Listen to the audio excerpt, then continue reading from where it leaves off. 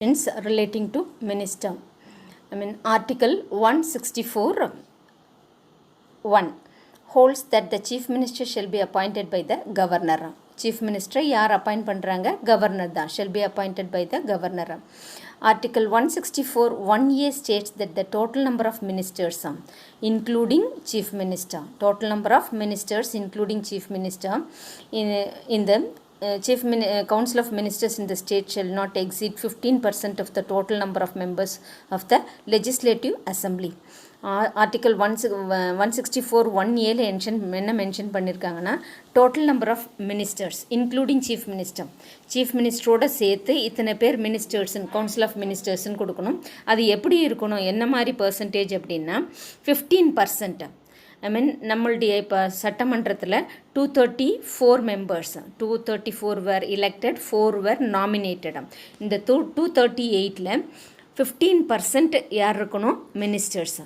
Ministers from majority party, யார் rule பண்ணுறாங்களோ அந்த பார்ட்டியில் இருந்து தான் மினிஸ்டர்ஸை அப்பாயிண்ட் பண்ணுவாங்க. இங்கே கவுன்சில் ஆஃப் மினிஸ்டர்ஸ் அப்படின்றது இன்க்ளூடிங் சீஃப் மினிஸ்டர். சீஃப் மினிஸ்டர்ன்றது நான் ஏற்கனவே சொன்னேன், முதன்மை மந்திரி அப்படின்னு சொல்லி, முதல் அமைச்சர் அப்படின்னு சொல்லிட்டு. The functions and powers of the council of ministers. Council of மினிஸ்டர்ஸுடைய என்னென்ன ஃபங்க்ஷன்ஸ், என்ன powers? It formulates and decides the policies of the state and implements them effectively. அவங்களோட வேலை என்ன அப்படின்னா ஃபார்முலேட் அண்ட் டிசைட்ஸ். என்னென்ன சட்டங்கள் கொண்டு வர போகிறோம், ஃபார்முலேட் பண்ண போகிறோம், என்னென்ன செய்ய போகிறோன்றதை டிசைட் பண்ணுறது, அடுத்து அதை என்ன பண்ணணும், இம்ப்ளிமெண்ட் பண்ணணும், அதை சட்டமாக கொண்டு வரணும். இதெல்லாம் இவங்களுடைய வேலை. It formulates, decides the policies of the state and implements them effectively. Then it decides the legislative programs of the legislative assembly and sponsors all important bills. அடுத்து it decides the legislative program. சட்டமன்றத்துக்கான என்னென்ன பண்ண போகிறோம், சட்டசபை என்னைக்கு கூட்ட போகிறோம், என்னென்ன பண்ண போகிறோம் அப்படின்றத டிசைட் பண்ணுறது இவங்களோட வேலை. And sponsors all important bills, முக்கியமான பில்ஸ்னால் என்ன சொல்கிறோம், மசோதான், அதுக்கு இவங்க என்ன பண்ணணும், இவங்க அதை சேங்ஷன் பண்ணுறதா, அப்போஸ் பண்ணுறதா, சப்போர்ட் பண்ணுறதா அப்படின்னு. It controls financial policy. அடுத்து இவங்களுக்கு என்ன வேலை இருக்குது, ஃபினான்ஷியல் பாலிசி, நிதி கொள்கை. And decides a tax structure for the public welfare of the people. மக்களோட நலனுக்காக சட்டங்கள் கொண்டு வருவாங்க. அந்த சட்டத்தில் முக்கியமானது என்ன அப்படின்னா டேக்ஸாம். என்னென்ன வரி புதுசாக விதிக்க போகிறாங்க, என்ன வரி இருக்கிற வரியை ரைஸ் பண்ண போகிறாங்க, என்ன வரியை குறைக்க போகிறாங்க அப்படின்றதெல்லாம் இருக்கும். இந்த டேக்ஸ் ஸ்ட்ரக்சர்ஸை இவங்க டிசைட் பண்ணுவாங்க. இது யாரோட வேலை? Council of ministers. Council of ministers அப்படின்னா யாரையும் சேர்த்து சொல்லியிருக்கேன், chief minister. It makes the important appointments of heads of departments. நம்ம ஏற்கனவே பார்த்தோம், டிஎன்பிஎஸ்சி பப்ளிக் சர்வீஸ் கமிஷனோட ஹெட் அப்பாயிண்ட் பண்ணுறது, எலெக்ஷன் கமிஷனர் அப்பாயிண்ட் பண்ணுறது, இவங்கெல்லாம் அப்பாயிண்ட் பண்ணுறது இவங்களோட வேலைன்னு சொல்லி இது இவங்க டிசைட் பண்ணுவாங்க. யார் யாரை அப்பாயிண்ட் பண்ணுறது அப்படின்றது இவங்க டிசைட் பண்ணி கவர்னர்கிட்ட சொல்லுவாங்க. It decides and takes efforts on the dispute with other states. அடுத்து இவங்களுக்குள்ள ஒரு ஸ்டேட்டுக்கும் இன்னொரு ஸ்டேட்டுக்கும் என்ன பிரச்சனை இருக்கோ அந்த ப்ராப்ளத்தை சால்வ் பண்ணுறதுக்கு இவங்க தான் டிசைட் பண்ணுவாங்க. ஃபார் எக்ஸாம்பிள், நம்மளுக்கும் கேரளாவுக்கும் முல்லை பெரியார் அணை பிரச்சனை இருக்குது, நம்மளுக்கும் கர்நாடகாவுக்கும் மேட்டூர் டேம்லேருந்து வாட்டர் டிஸ்ட்ரிபியூஷன் பிரச்சனையாக இருக்குது இல்லையா? ஸோ இந்த மாதிரி இதெல்லாம் இவங்க டிசைட் பண்ணுவாங்க. It frames a proposal for incurring expenditure out of the state reserves. அடுத்து என்ன பண்ணுவாங்க, ப்ரொப்போசல்ஸை நம்ம நிதிநிலை கொள்கை வரும். அந்த நிதிநிலையில் என்னென்ன எக்ஸ்பெண்டிச்சர், செலவீனங்கள், டேக்ஸ்னால் வருமானம், எக்ஸ்பெண்டிச்சர்னால் செலவீனங்கள், என்னென்ன துறைக்கு எவ்வளோ செலவு பண்ண போகிறோம், இவ்வளோ நிதி ஒதுக்கீடு அப்படின்றத பண்ணுவாங்க. It decides all the bills whether ordinary bill or money bill to be introduced in the legislative assembly. சட்டமன்றத்தில் தான் எந்த ஒரு மசோதாவையும் இன்ட்ரடியூஸ் பண்ணுவாங்க. ஏன்னா சட்டமன்றத்தில் இருக்கிறவங்க தான் என்ன, மக்களால் தேர்ந்தெடுக்கப்பட்ட தலைவர்கள், பிரதிநிதிகள். ஸோ அதனால் எந்த ஒரு பில், மசோதான்னு சொன்னேன், எந்த ஒரு bill, ordinary bill or money bill அப்படின்னா it's related to tax and expenditure, வரவுகள் செலவீனங்கள், இதை பற்றி. இல்லை சாதாரணமாக ஒரு மசோதா அப்படின்னு கொண்டு வருவாங்க மக்களோட வெல்ஃபேருக்காக. இது எல்லாத்தையும் இவங்க தான் இங்கே தான் இன்ட்ரடியூஸ் பண்ணுவாங்க. Each minister of the council of ministers supervises, controls and coordinates the department concerned. ஒவ்வொரு துறைக்கும் ஒவ்வொரு துறை மினிஸ்டரும் அவங்களுக்கு கீழே ஒரு டிபார்ட்மெண்ட் உண்டு. இப்போ ஹெல்த் மினிஸ்டர் அப்படின்னா அவருக்கு கீழே ஹெல்த் டிபார்ட்மெண்ட் உண்டு. அந்த ஹெல்த் டிபார்ட்மெண்ட்டில் அவங்க ஒழுங்காக வேலை செய்கிறாங்களா இல்லையான்னு சூப்பர்வைஸ் பண்ணுறது, அவங்களுடைய எதுவும் கண்ட்ரோல் பண்ணுறது, அவங்களோட கோஆர்டினேட் பண்ணி ஒர்க்கை அவங்ககிட்ட வாங்குறது, இதெல்லாம் ஒவ்வொரு துறை, எஜுகேஷன்னா எஜுகேஷன் டிபார்ட்மெண்ட்டுன்னு இருக்கும், ஃபினான்ஸ்னால் ஃபினான்ஸ் டிபார்ட்மெண்ட்டுன்னு இருக்கும், ஃபினான்ஸ் மினிஸ்டரோட கண்ட்ரோலில் ஃபினான்ஸ் டிபார்ட்மெண்ட்டு, எஜுகேஷன் மினிஸ்டரோட கண்ட்ரோலில் எஜுகேஷன் டிபார்ட்மெண்ட்டு, ஹெல்த் மினிஸ்டரோட கண்ட்ரோலில் ஹெல்த் டிபார்ட்மெண்ட், இப்படி தனித்தனி துறைகள் இருக்கும். Annual financial statement called as the budget is finalized by the Council of Ministers. Annual finance statementன்னு சொல்லுவோம், அந்த ஆண்டுக்கான நிதிநிலை அறிக்கைன்னு சொல்லுவோம். இதை வந்து என்னன்னு சொல்லுவோம், பட்ஜெட்டுன்னு சொல்லுவோம்.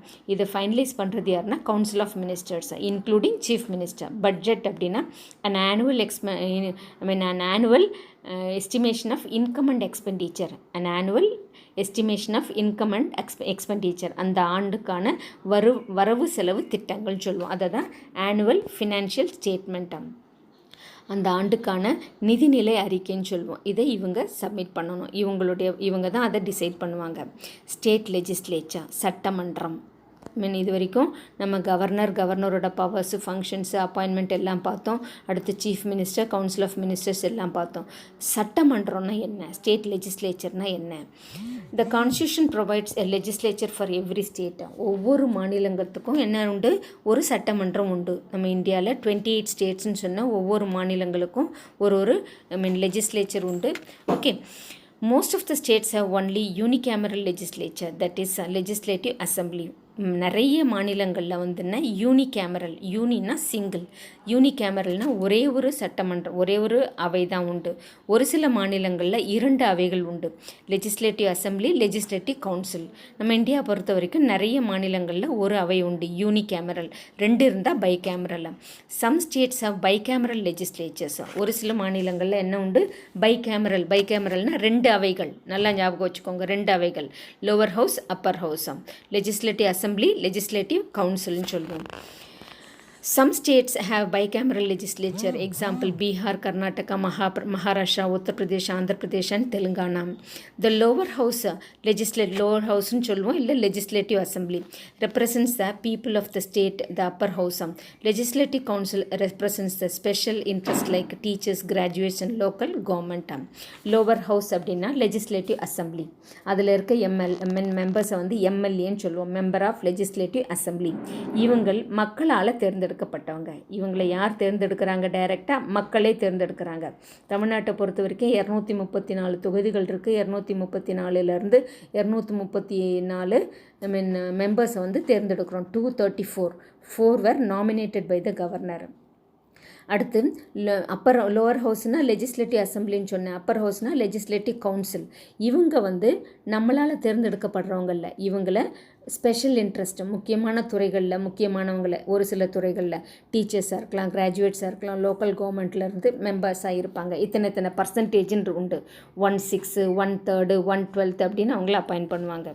இன் Tamil Nadu according to the strength of legislative assembly 234 மெம்பர்ஸாக. எத்தனை மெம்பர்ஸ் இருக்காங்க, 234. The number of ministers may be up to, நம்ம ஏற்கனவே சொன்னோம், மினிஸ்டர்ஸ் அப்படின்றது 15% இருக்கணும். டோட்டல் ஸ்ட்ரென்த்தில் எவ்வளோ இருக்கணும், 15%, 36. That is 15% of 234. 234 தேர்ந்தெடுக்கப்பட்டவங்க இருப்பாங்க. இந்த 234ல் 15% வர்றப்ப நம்ம தமிழ்நாடு மாநிலத்துக்கு எத்தனை மினிஸ்டர்ஸ் இருக்கலாம், 36 மினிஸ்டர்ஸ் இருக்கலாம். Legislative assembly, first legislative assembly பார்க்குறோம். Okay, The legislative assembly is a popular house. ரொம்ப ஃபேமஸ் legislative assembly. legislative assemblyனா எந்த மக்களால் தேர்ந்தெடுக்கப்பட்ட பிரதிநிதிகள் இருக்காங்க. It is a real center of power in the state. It is a real center. ஏன் real சென்டர்னு சொல்கிறோம், India is a democratic country. So the persons who were selected by the people were present in the legislative assembly. It consists of members directly elected by the people on the basis of adult franchise. இதில் இருக்க members மக்களால் நேரடியாக தேர்ந்தெடுக்கப்பட்டவங்க through adult ஃப்ரான்ச்சைஸா. Adult franchise அப்படின்னா those who attain 18 years, 18 வயது நிரம்பியவர்கள், இவங்களுக்கு வந்து என்ன ஓட்டு போட்டு நம்ம அவங்கள தேர்ந்தெடுக்கலாம். அடல்ட் ஃப்ரான்ச்சைஸ் அப்படின்னா யூனிவர்சல் அடல்ட் ஃப்ரான்ச்சைஸ்ன்னு சொல்லுவோம். Those who attain 18 years, no distinction, no differentiation, காஸ்ட்டோ ரிலீஜியனோ வேறு எதுவும் எந்த இதுவும் கிடையாது, தடைகள் கிடையாது. 18 வயசு ஆனால் அவங்க வந்து என்ன பண்ணலாம், ஓட்டு போடுற உரிமை இருக்குது. அதை வந்து யூனிவர்சல் அடல்ட் ஃப்ரான்ச்சைஸ்ன்னு சொல்லுவோம். The strength of the assembly varies from state to state depending on the population. இந்த அசம்பிளியில் அந்தந்த மக்கள் தொகைக்கு ஏற்ற மாதிரி இந்த அசம்பிளியோட மெம்பர்ஸ் வந்து என்ன ஆகும், வேரியேஷன்ஸ் இருக்கும். However, the maximum strength of the assembly must not exceed 500 or its minimum strength not to be below 60. எந்த ஸ்டேட்டாக இருந்தாலும் மாநிலங்களாக இருந்தாலும் மக்கள் தொகைக்கு ஏற்ற மாதிரி என்ன சொல்கிறோம், எம்எல்ஏ அசம்பிளியோட மெம்பர்ஸ் இருக்கணும்னு சொல்லியிருக்கோம். 500க்கு மேலேயும் போகக்கூடாது, 60க்கு கம்மியாகவும் இருக்கக்கூடாது இந்த அசம்பிளி மெம்பர்ஸும். The term of office of the legislative assembly is 5 years. 5 வருஷம் தான் டேர்ம் ஆஃப் ஆஃபீஸ் அப்படின்றது இவங்களுக்கு 5 வருஷம் தான். It can be dissolved even before the expiry of its term. அதாவது இடையிலையும் அதை என்ன பண்ணிடுவாங்க, டிசால்வ் பண்ணிடுவாங்க, எக்ஸ்பைரி ஆஃப் இட்ஸ் டேர்ம் அப்படின்னு சொல்லி. The size of the legislative council cannot be more than 1/3 of the membership of the legislative assembly. அதாவது 1/3க்கு exceed ஆகக்கூடாது. லெஜிஸ்லேட்டிவ் அசம்பிளியில் எவ்வளோ பேர் இருக்காங்களோ அவ்வளோ பேர் எதில் இருக்கக்கூடாது, லெஜிஸ்லேட்டிவ் கவுன்சிலில் இருக்கக்கூடாது. எவ்வளோ தான் இருக்கணும், 1/3 of the legislative assembly, that is lower house of the state, but its size cannot be less than 40. ஆனால் இங்கே வந்து 40 மெம்பருக்கு கம்மியாக இருக்கக்கூடாது. லெஜிஸ்லேட்டிவ் அசம்பிளியில் 60க்கு கம்மியாக இருக்கக்கூடாது, 500க்கு மேலே இருக்கக்கூடாதுன்னு சொன்னேன். இங்கே லெஜிஸ்லேட்டிவ் கவுன்சிலில் 40க்கு பிலோவாக இருக்கக்கூடாது. லெஜிஸ்லேட்டிவ் கவுன்சில் நம்ம தமிழ்நாடை பொறுத்த வரைக்கும் நம்மளுக்கு லெஜிஸ்லேட்டிவ் கவுன்சில் கிடையாது, யூனிகேமரலாக. Composition. The Legislative Assembly of Tamil Nadu consists of 235 members, out of which 234 members are directly elected by the people from the constituencies on the basis of the adult franchise, and one member is nominated by the governor from the Anglo-Indian community. நம்ம தமிழ்நாடை பொறுத்த வரைக்கும் யூனிகேமரல். நம்ம தமிழ்நாட்டில் 235 members இருக்காங்க, out of which 234 were elected, one was nominated, one is nominated by the governor. ஒருத்தரை வந்து என்ன பண்ணுறாங்க, நாமினேட் பண்ணுறாங்க. 234 பேரை வந்து என்ன பண்ணுறாங்க, எலெக்ஷனில் தேர்ந்தெடுக்கிறோம். எலெக்ஷன் வச்சு தேர்ந்தெடுக்கிறோம். எந்த பேசிஸில், யூனிவர்சல் அடல்ட் ஃப்ரான்ச்சைஸ். நான் ஏற்கனவே சொன்னேன், தோஸ் ஹூ அட்டைன் 18 years, 18 வயது நிரம்பியவர்கள் ஆணோ பெண்ணோ யார் வேணாலும் ஓட்டு போடலாம். அந்த மாதிரி ஓட்டு போடுற சிஸ்டமை யூனிவர்சல் அடல்ட் ஃப்ரான்ச்சைஸ்னு சொல்லுவோம். அந்த மூலமாக நம்ம தமிழ்நாட்டில் எத்தனை பேரை தேர்ந்தெடுக்கிறோம் சட்டமன்றத்துக்கு, 234. Legislative assembly 234, one nominated by governor. Okay, எந்த கம்யூனிட்டியிலேருந்து, ஆங்கிலோ இந்தியன் கம்யூனிட்டியிலேருந்து ஒருத்தரை நாமினேட் பண்ணுறோம்.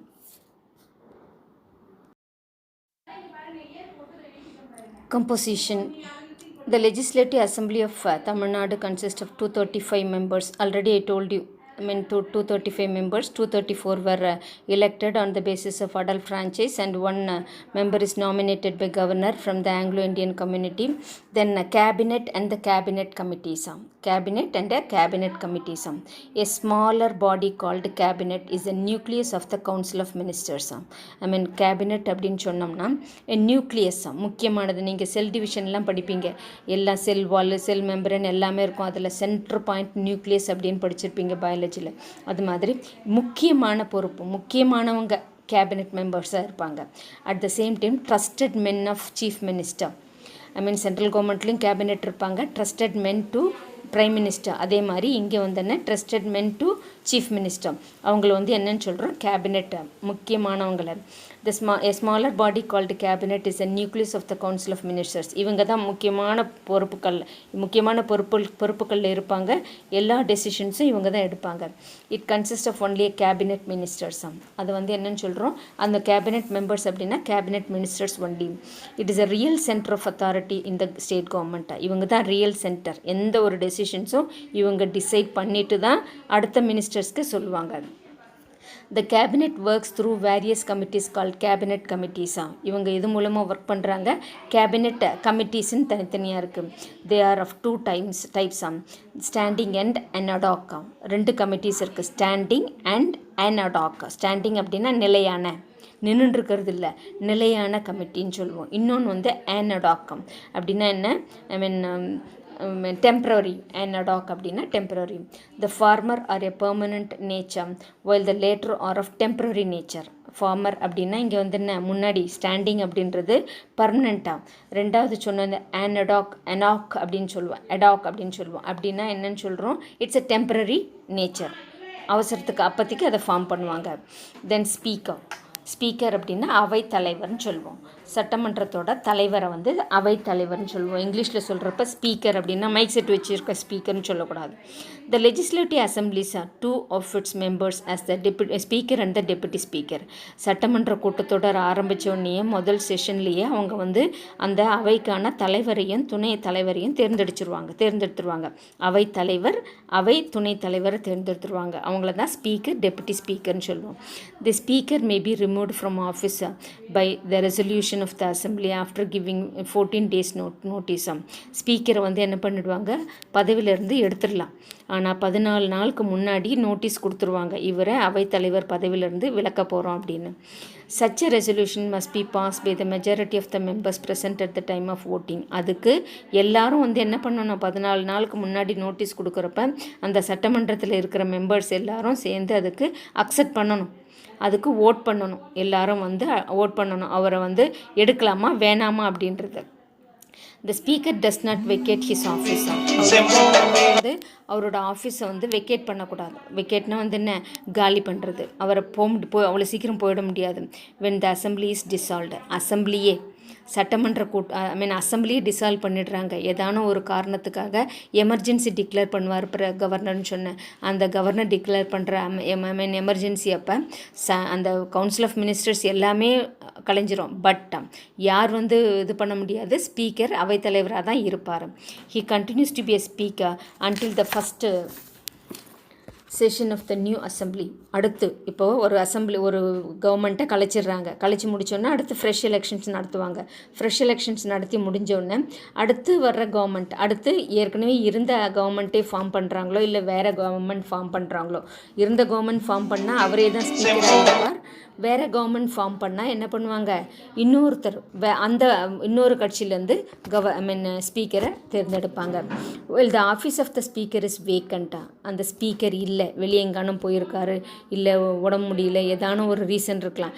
அந்த மாதிரி சுச்சுவேஷனில் அந்த அவையை யார் பார்த்துக்குவாங்க அப்படின்னா டெபுட்டி ஸ்பீக்கர், துணை அவை தலைவர்னு சொல்லுவோம். டெபுட்டி ஸ்பீக்கர் எந்த ஒரு மெம்பர் எழுந்து நின்று சட்டமன்றத்தில் பேசணுன்னாலும் சட்டசபையில் பேசணுன்னாலும் அவைத்தலைவர் அவர்களே அப்படின்னு அட்ரஸ் பண்ணி தான் ஹானரபிள் ஸ்பீக்கர் அப்படின்னு சொல்லிட்டு தான் என்ன பண்ணுவாங்க, பேசணும். ஈவன் சீஃப் மினிஸ்டரே அவையில் எழுந்து நின்று பேசுகிறப்ப என்ன பண்ணணும், ஹானரபிள் ஸ்பீக்கர் அப்படின்னு சொல்லிட்டு தான் வந்து என்ன ஃபஸ்ட்டு யாருக்கு அட்ரஸ் பண்ணணும், ஸ்பீக்கருக்கு தான். இப்போ நம்ம வந்து ஒரு பேச்சு போட்டிக்கு வந்து ஸ்டேஜில் பேசுகிறோம் அப்படின்னாக்கா இங்கே முதன்மை வகித்திருக்கும் அப்படின்னு சொல்லுவோம் இல்லையா, அந்த மாதிரி முதல்ல அவருக்கு அட்ரஸ் பண்ணிட்டு தான் பேசவே ஆரம்பிக்கணும்.